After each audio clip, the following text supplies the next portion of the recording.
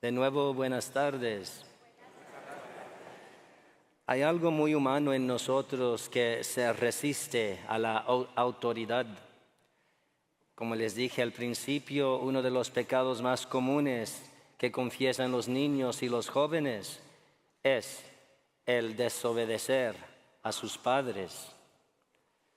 Nos gusta ser independientes, tomar nuestras propias decisiones, determinar por nosotros mismos qué está bien y qué está mal, qué es verdad y qué es mentira, qué aceptaremos y qué rechazaremos. A veces se trata simplemente de rebeldía. Y cuando alguien ejerce una autoridad legítima sobre nosotros, algo en nuestro interior puede revelarse. ¿Quién eres tú para decirme lo que tengo que hacer? Esa lucha contra la autoridad no es meramente psicológica, es espiritual también.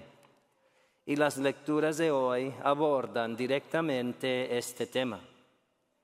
En la primera lectura, Dios destituye a Sebna de su cargo y confiere su autoridad a Eliakim.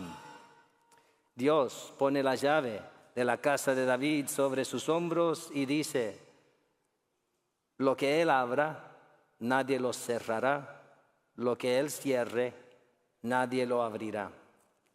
Jesús utiliza exactamente la misma imagen en el Evangelio. Le dice a Pedro: te daré las llaves del reino de los cielos. Todo lo que ates en la tierra quedará atado en el cielo, y todo lo que desates en la tierra quedará desatado en el cielo. Jesús no se limita a darle un título a Pedro, le está confiando una autoridad. Y esto nos revela algo fundamental sobre la Iglesia católica, la Iglesia. La Iglesia no es algo que nosotros inventemos. Pertenece a Jesús. Pedro no se apodera de las llaves. Jesús se las entrega. La autoridad de la Iglesia es, por tanto, una autoridad recibida. Proviene de Jesús. Vemos esta autoridad en acción cuando la Iglesia celebra y sella, por ejemplo, la alianza del matrimonio, o cuando lo anula. La vemos cuando declara que una persona está definitivamente en el cielo con la canonización de una santa o un santo. Especialmente ejerce esta autoridad cuando en el sacramento de la reconciliación el sacerdote pronuncia aquellas palabras extraordinarias: yo te absuelvo de tus pecados. Juan 20:23. El sacerdote no perdona los pecados por ser personalmente mejor o más santo de los demás. Jesús ha confiado su autoridad a su Iglesia para que su misericordia siga llegando a todos. En los antiguos tiempos, tal vez más en el tiempo medieval, de la Edad Media, la Iglesia excomulgaba a las personas, diciéndoles básicamente: fuera de aquí. Hoy en día, las personas se excomulgan a sí mismas por sus acciones, por sus palabras, y la Iglesia simplemente dice: confirmo que por tus acciones y tus palabras te has excomulgado de la Iglesia, del cuerpo de Cristo. Pero la Iglesia siempre mantiene la puerta abierta del diálogo para el retorno de la persona. La Iglesia, pues, no es simplemente una institución que nos proporciona información religiosa. Es la comunidad a través de la cual Jesús continúa su misión y reúne a su pueblo en comunión, en unidad, especialmente cuando surgen divisiones. Es significativo que Jesús no comanda la unidad. Reza por ella en el capítulo 17 de Juan, porque hay que elegir en la libertad. Y esto es importante porque la autoridad en el plan de Dios no se otorga para destruir la libertad, sino para crear comunión en la libertad. La comunión no significa que todos se vuelven idénticos, piensen igual y pierdan su individualidad. La comunión cristiana es la unidad de personas distintas que conservan su propia identidad, pero que están unidas a Jesús y por tanto unidas entre sí. Eso es lo que la Iglesia está llamada a hacer. No un conjunto de individuos que deciden por su cuenta qué significa el cristianismo para mí, para ti, sino un solo cuerpo con Jesús como cabeza. Y esto nos devuelve a la lucha interior que vivimos, porque el viejo yo se resiste a esto.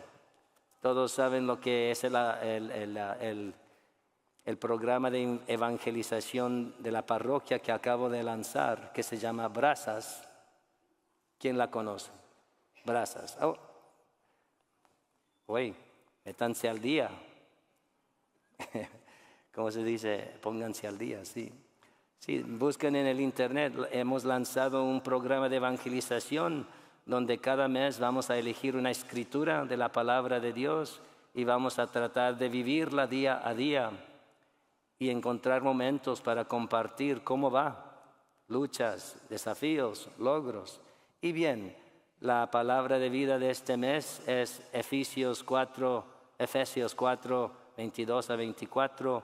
Pongan a un lado al viejo yo y pónganse el nuevo yo. El viejo yo se resiste a esto. El viejo yo dice, yo decidiré, yo determinaré, yo seré mi propia autoridad. Y todos sabemos cómo es ese viejo yo. Cada uno tiene un viejo yo. Yo también. Hace poco llegué a la capilla para celebrar misa a las 9 y descubrí que alguien se había estacionado en el lugar reservado para el sacerdote. Tuve una reacción inmediata propia del viejo yo. Pensé, ese es mi lugar. Pero entonces recordé la escritura de agosto, despóngase del viejo yo y revístanse del nuevo yo. Así que lo hice simplemente en el interior y busqué otro estacionamiento. Incluso anulé los 10 años de purgatorio que conlleva tal acto. Los desaté en la tierra y quedaron desatados en el cielo. La verdad es que el viejo yo volverá a aparecer, no solo cuando alguien nos quite el puesto de estacionamiento, sino cuando alguien nos frustre, nos desafíe, nos corrija, desentone con nosotros o ejerza autoridad sobre nosotros. Por eso no ponemos en práctica la palabra de Dios simplemente para conocerla, la practicamos para lograr vivirla bien, ser expertos en vivir la palabra de Dios, hasta el punto que la palabra de Dios viva en nosotros. Y esto nos lleva de nuevo a Pedro. Jesús le pregunta a Pedro, ¿quién dices que soy yo? Pedro responde, tú eres el Mesías, el Hijo del Dios vivo. El viejo yo dice, ¿quién eres tú para decirme lo que tengo que hacer? El nuevo yo dice, tú eres el Hijo de Dios, y eso lo cambia todo. Si Jesús es verdaderamente el Cristo, el Hijo de Dios vivo, entonces tiene derecho a pronunciarse sobre cada aspecto de mi vida. El viejo yo busca un Dios que nos reafirme. El nuevo yo permite que Dios nos transforme. Esto no significa renunciar a nuestra inteligencia ni a nuestra conciencia. Los católicos debemos formular preguntas, estudiar y buscar para a entender y comprender. Debemos formar nuestra conciencia. Pero existe una diferencia profunda entre decir, no entiendo, así que buscaré entender, y decir, no estoy de acuerdo, por lo tanto no tengo que escuchar ni obedecer. Lo primero puede ser humildad. Lo segundo puede convertirse en rebeldía. Y la desobediencia a veces puede incluso parecer muy religiosa. Podemos decir, estoy defendiendo la tradición de la iglesia, estoy defendiendo la fe verdadera, estoy defendiendo a Jesús. Pero la fe auténtica siempre nos conduce de nuevo a Jesús y a la comunión que Él estableció. Y la prueba definitiva es la obediencia. Santa Faustina lo expresó de este modo: Satanás puede fingir la humildad, pero nunca puede fingir la obediencia.